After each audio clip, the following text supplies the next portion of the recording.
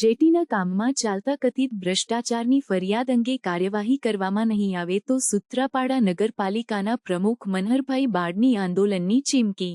જેટીના કામમાં નબળી ગુણવત્તાની ફરિયાદ છતાં પગલાં ભરાતા ન હોવાની રાવ તેમ સૂત્રાપાડા મામલતદાર ઉમેશ ગોવડા જણાવ્યું છે કે શ્રીપતિ એસોસિએટ પ્રાઇવેટ લિમિટેડ વતી કે પ્રભુ તથા શ્રીપતિ એસોસિએટ પ્રાઇવેટ લિમિટેડ વતી મુકેશ બાબુ દ્વારા ગેરકાયદેસર કબજો કરી જગ્યા પચાવી પાડવા અંગે કાર્યવાહી કરવામાં આવશે તેમજ બાળકોનું મસાણ ઉપર રોડ કાઢલે હોય તેમનું પણ તપાસ કરાવીને કાર્યવાહી કરીશું।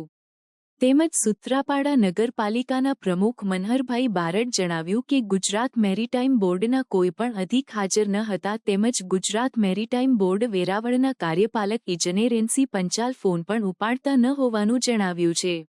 સૂત્રાપાડામાં જેટીના કામમાં ભ્રષ્ટાચાર અને ગેરરીતિ નબળી ગુણવત્તા અને જાહેર ઉપદ્રવની ઉચ્ચ કક્ષાએ કરવામાં આવેલ રજૂઆતમાં અરજદારોને તપાસ કે અહેવાલોની કોઈ જાણ કરવામાં આવતી નથી।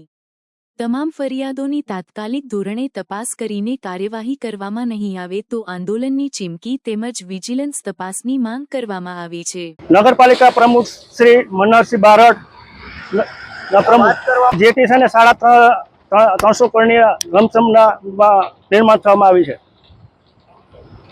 અને મેજોરિટી જે માલ સપ્લાય કરે છે એમાં બધામાં મિક્સિંગ આવે છે। માલ પરફેક્ટ જે આપણે જોઈએ છે ગુણવત્તાવાળું તે પૂરતા પ્રમાણ છે નહીં।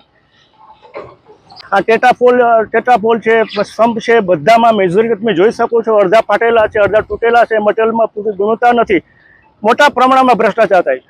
મેં કાર્યપાલક ઇજનેરથી માંડીને બધા ખાતાકીય કાર્યવાહી પ્રમાણે પેપર પર પછી ઓલરેડી છે, બધાને રજૂઆત કરી છે, તો છતાં લોકો કોઈ ધ્યાને લેતા નથી। મેં ગુજરાત મેરીટાઈમ બોર્ડને કર્યું છે, કાર્યપાલક ઇજનેરને કર્યું છે, કલેક્ટર સાહેબને, મામલતદાર સાહેબને બધા ખાતાકીય કાર્યવાહી મેં પૂર્ણ કરી છે। મારે તમામ કાગળો મારા પાસે હાલમાં પડ્યા છે, હજી કોઈ તપાસ થઈ છે નહીં। હાલ ઉપર તમે આવ્યા છે થર્ડ ઉપર કોઈ મેરીટાઈમ બોર્ડના કોઈ અધિકારી ના, કોઈ મેરીટાઈમ બોર્ડના એક પણ અધિકારીઓ હાજરમાં છે નહીં। આ મોટા પ્રમાણમાં પ્રદૂષણ થાય છે, તમે જોઈ શકો છો આજુબાજુના મકાનો છે તેમાં મોટા પ્રમાણમાં રજકણોથી માંડીને મોટા પ્રમાણમાં પ્રદૂષણ થાય છે। જેટીની બાજુમાં સ્કૂલો આવેલી છે, નાના બાળકો ભણે છે, બાજુ પાછળના ભાગમાં ત્યાં રહેણાંક માટે મકાનો આવેલા છે, ત્યાં મોટા પ્રમાણમાં પ્રદૂષણ થાય છે, બાળકો બીમાર પડે છે। આ લોકો જરાય પણ જેટીના કોન્ટ્રાક્ટર જરા આમાં ધ્યાન આપતા નથી। સૂત્રાપાડામાં જે જેટી બને છે તેનો રસ્તો દરિયાના નજીકથી કાઢવામાં આવે છે, કારણ કે તે કોન્ટ્રાક્ટરને મોટા પ્રમાણમાં બેનિફિટ થાય એટલે તે શોર્ટકટમાં રસ્તો કાઢ્યો છે। તેમાં સ્મશાન આવેલું છે, નાના બાળકોને એને પર રસ્તો પણ એમાં દફનવિધિ કરી દીધો છે ને મોટા પ્રમાણમાં આ લોકોએ કોઈ પણ જાતની મંજૂરી લીધા વગર બધું કાર્ય કર્યું છે।